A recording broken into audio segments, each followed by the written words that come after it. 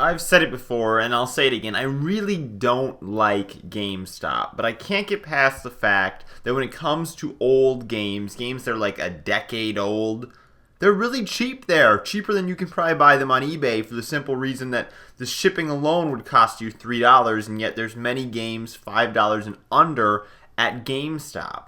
So as I've done in the past with the best Xbox One games under $10 and the best Xbox 360 games under $2.99, today we're going to be taking a look at the best PS3 games under $5 at GameStop. Now I chose $5 as the price point for this video because GameStop has seemingly almost endlessly started running this promotion where they do 4 games for $10. All the games have to be $5 or under. So basically you can get 4 games that are $5 each for $10. That's basically paying $2.50 a piece for them. So all the games we're going to be talking about in this video are going to be eligible for that promotion. And like I said, you'll have to check if it's going on if you want to go in there. I know it's going on this week. It was going on last week. It was going on the week before that. It just seems like it's been going on forever.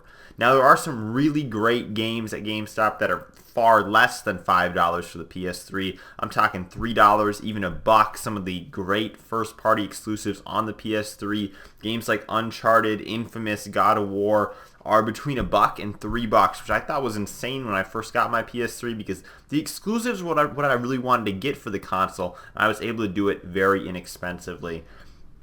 So I'm going to talk about 16 games today under $5 at GameStop that you can get as part of that 4 for $10 promotion. That is to say that if you bought all 16 of the games in this video, and I doubt anybody would, you could buy them all for $40. Every game in this video you could buy for $40. So let's get right into it. The first one's going to be Final Fantasy 10/10-2. This is actually basically a double HD remastered of the PlayStation 2 games. I far more enjoyed Final Fantasy X than Final Fantasy 13. I remember renting Final Fantasy X way back in the day at a Hollywood Video and just playing it and even re-renting it again to play it more. I probably should have just bought it. But then when I came to buying Final Fantasy 13, thinking I was going to get a similar experience, 13 is just so much worse, so much more linear. Next, we have PlayStation All-Stars Battle Royale. This is basically PlayStation's attempt at making a Smash Bros. Game. I consider it to be significantly underrated, and that's coming from somebody who doesn't play a lot of real competitive style play when it comes to Smash Bros. I'm not that type of person. So take that into account when you look at my opinion. But I do consider this an enjoyable game. Are there some overpowered characters? Yes, but it is awesome to see the Sony lineup all together. Next one's going to be ModNation Racers, something I haven't actually played on the PS3, but I have played on my PSP back in the day. This game had all sorts of customization, different downloadable tracks you could get, different downloadable skins you can get. Now, I do believe that the servers for this game either are already turned off or are slated to be turned off soon, which means that downloadable content, that custom stuff I'm referring to, that user-generated content that I think made this game be so special, is probably going to be lacking here in the future, if not already. However, it's still a great kart racer. Another racing game here, also Split Second. This was published by Disney and developed, I think, by BlackRock, a company I've never even heard of. But it's a cult classic in, the racing scene, it seems like. When the game came out a few years ago, or more than a few years ago, probably a good decade ago, I remember playing it at a demo kiosk at Walmart and thinking, oh, that's kind of an interesting game. Well, I never really bought it, and I think that was the case for a lot of people. And now, as time's gone on, it kind of became one of those hidden gems, sort of cult classics among people who like racing games. Next, LittleBigPlanet Game of the Year. Obviously, LittleBigPlanet, without explanation, is a great game. The Game of the Year version, I am almost 100% certain, does come with the DLC on the disc. That was back when they used to actually do things like that. Give you the goods on the disc instead of it being a download code that ultimately can only get redeemed one time. So the DLC should be on the disc for LittleBigPlanet Game of the Year. And another Game of the Year here, Batman Arkham Asylum Game of the Year edition. And like LittleBigPlanet, I'm almost 100% certain, because I actually did own this one, that the DLC is on the disc. Obviously, Arkham Asylum, a great game. And the other games, I believe, in the Arkham series are also under $5 at GameStop for the PS3, but I'm not 100% certain. Then another classic that seems like a lot of people have gotten for free at one point or another. Borderlands, I know I got it for free through Games with Gold. I think it's been a PS Plus game in the past. If you didn't get it for free, it's a great shooter, great RPG. I recommend checking it out. Then another game that's received a lot of praise, but I've personally never actually played, even though, like I said, I own this one as well through Games with Gold on the Xbox 360, and that's Tomb Raider. I've always heard the graphics are great. I've always heard it was a fantastic reboot of the series, and I believe this was the one that really got the reboot system started on this game, where there's been more and more Tomb Raider games coming out as of late. Gran Turismo 5, while not being the last Gran Turismo game released on the PlayStation 3, you still gotta chalk this up to being a great racer at a very cheap price. There's all kinds of cars in this game. The graphics are great for the generation of the console. Just a great pickup. Now, Dragon's Dogma, not a game that I've played myself again, but one that I've heard recommended as a hidden gem on other people's videos in the past.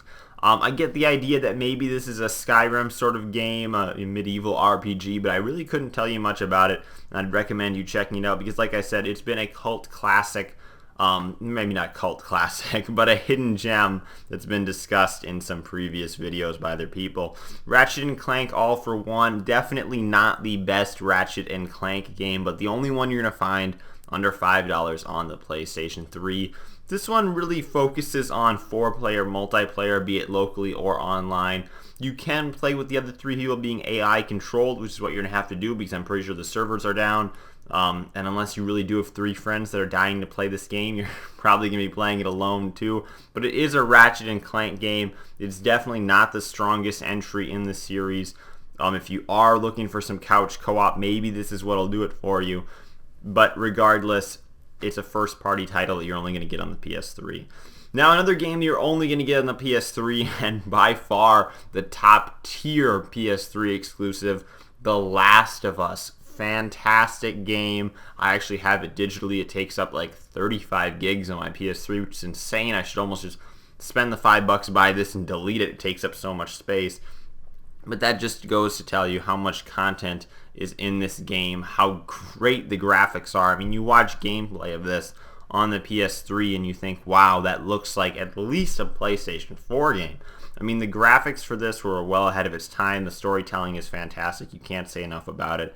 And then another game that just revolutionized my teens, Call of Duty Black Ops 2.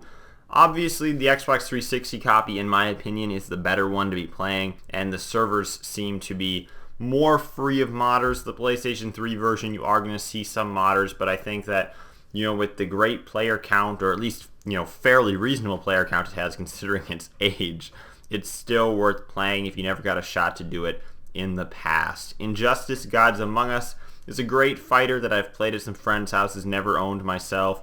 You play as obviously a lot of the DC Universe superheroes and Warner Brothers, who I've enjoyed others of their games in the past, like Shadow of Mordor, came up with this one. Beyond Two Souls, now this is actually the sequel to Heavy Rain, both of them being on this list. They're both fantastic games. They play like the Telltale games, which are a lot of reactionary decision-making type of things. It's not just an open up, play it however you want type of thing. It's very much kind of an interactive movie, which is why the graphics are absolutely insane in my opinion for a PS3 title on both Beyond Two Souls and Heavy Rain. Heavy Rain being the first game of the two.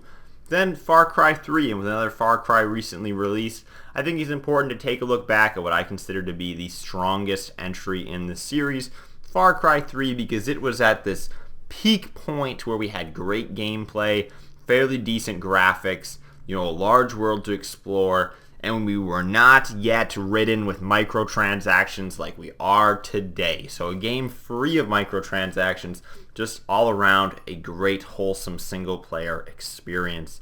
And then our last great single player experience and last great game on this list is BioShock Infinite. Now, all the BioShock games are actually, I believe, $5 on the PS3 at GameStop, so you could get any of them, but BioShock Infinite is the one that I think is the best made. So If you did enjoy this video, if there were any games on here that you think you're going to get, leave them down in the comment section. I would love to hear what your favorite picks were for the best PS3 games under $5 at GameStop. Thank you guys for watching. I'm Bailey, and I will see you in the next video.